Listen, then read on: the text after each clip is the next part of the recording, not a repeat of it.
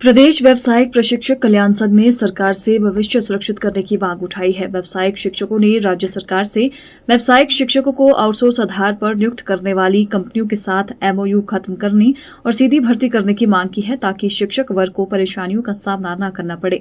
हिमाचल प्रदेश व्यावसायिक प्रशिक्षक कल्याण संघ ने शिमला में पत्रकार वार्ता कर कहा कि प्रदेश में 1100 स्कूलों के अंतर्गत करीब 2174 शिक्षक अपनी सेवाएं दे रहे हैं, जिनकी नियुक्ति आउटसोर्स के आधार पर की गई है। ऐसे में सरकार कंपनियों के साथ एमओयू खत्म कर सीधी भर्ती करवाएं। उन्होंने कहा कि कंपनियों द्वारा व्यावसायिक शिक्षकों का शोषण किया जा रहा है और शिक्षक अपने भविष्य को लेकर चिंतित हैं। पास है, परंतु दुख की बात यह है कि सिर्फ कंपनियां एक ही कार्य कर रही हैं, जो कि सैलरी देने का, और बाकी कार्य सारा हमारे व्यावसायिक शिक्षकों पे है। हमें खुशी भी है और गर्व भी है कि हमारे व्यावसायिक शिक्षक स्कूल लेवल पर बहुत अच्छा कार्य कर रहे हैं और ये जो वोकेशनल एजुकेशन है इसको काफी आगे लेके गए हैं। और मैं तो ये चाहूंगा कि सरकार एक ऐसा कार्य करे कि हमें किसी हरियाणा मॉडल का या हरियाणा की तर्ज पे पॉलिसी की बात ना करनी पड़े, कि हिमाचल सरकार इतनी सक्षम है कि ऐसा उदाहरण पेश करे कि पूरा भारतवर्ष उस व्यावसायिक शिक्षा के जो यहाँ पर किया जाए उसका उदाहरण दे, ना कि किसी अन्य स्टेट का दे। और मैं चाहता हूं कि इतनी सक्षम हमारी सरकार भी है और डिपार्टमेंट भी है कि एजुकेशन डिपार्टमेंट में व्यावसायिक शिक्षा को आगे लाने का प्रयास किया जाए। अब जो हिमाचल ने कई आयाम स्थापित किए हैं, जैसे न्यू एजुकेशन पॉलिसी में 220 में पहला राज्य बना था Himachal new education policy adopt करने वाला। तो उसमें न्यू एजुकेशन पॉलिसी में सबसे बड़ी बात यह है कि वोकेशनल शिक्षा को अहम दर्जा दिया गया और एक कंपल्सरी सब्जेक्ट बनाया गया है। तो न्यू एजुकेशन पॉलिसी में जब व्यावसायिक शिक्षा को इतना आगे ले जाने की कोशिश की जा रही है, परंतु जो व्यवसायिक शिक्षा देने वाले व्यक्ति हैं या व्यावसायिक शिक्षक हैं, उनके साथ ये जो शोषण की घटना कंपनियों के द्वारा की जा रही है, क्योंकि भारतवर्ष गुलाम भी तब हुआ था जब ईस्ट इंडिया कंपनी आई थी।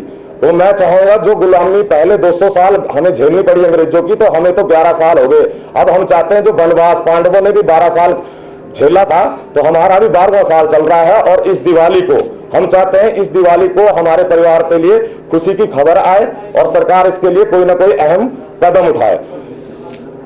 ये भी सरकार कुछ सोचे, क्योंकि अगर इस प्रोजेक्ट को निगम, जैसे हरियाणा में निगम के अंडर 2% पे चलाया जा रहा है, हिमाचल में 14% पे चलाया जा रहा है, वहां पर कोई ऐसी पॉलिसी नहीं है कि उनको रेगुलर कर दिया गया है या उनको सैलरी ज्यादा दी जा रही है, वो रेशो के अकॉर्डिंग दी जा रही है। परंतु जो कोऑर्डिनेटर है हमारे 30 से 32 जो कंपनियों के अधीन कार्य कर रहे हैं, उनके बारे में भी सरकार सोचे।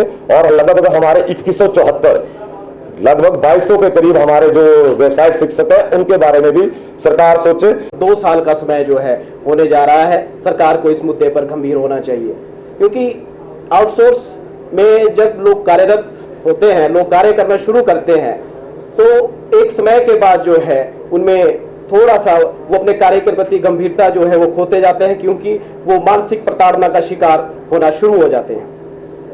अभी हमारे प्रधान अश्विनी चौटालिया जी ने बताया कि हमारी सैलरी जो है मात्र 17,268 रुपए जो है वो इन हैंड है।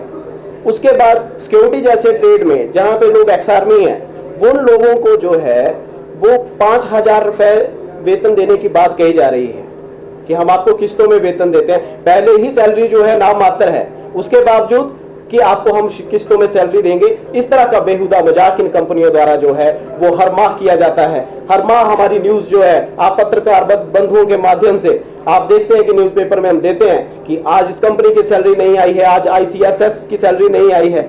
ये दुखद है। हमारे जितने भी व्यावसायिक शिक्षक हैं वे हिमाचल प्रदेश के विभिन्न स्कूलों में कार्यरत हैं। हमारे प्रदेश के व्यावसायिक शिक्षक डोडरा क्वार जैसी क्षेत्र में जो हार्डकोर एरियाज हैं, चिड़गांव में, वहां सेवाएं दे रहे हैं, घरों से दूर हैं और पिछले 8, 9, 10 सालों से घरों से दूर हैं। ना हमारे पास कोई ट्रांसफर पॉलिसी है, ना ही कोई सुरक्षित भविष्य के लिए हमारे पास कोई रास्ता है। तो ये सोचनीय विषय है, चिंतनीय विषय है कि इन व्यावसायिक शिक्षकों के बारे में सोचना अब सरकार के लिए भी आवश्यक है, ताकि ये लोग जो हैं अपना भविष्य जो है वो सुरक्षित महसूस कर सके।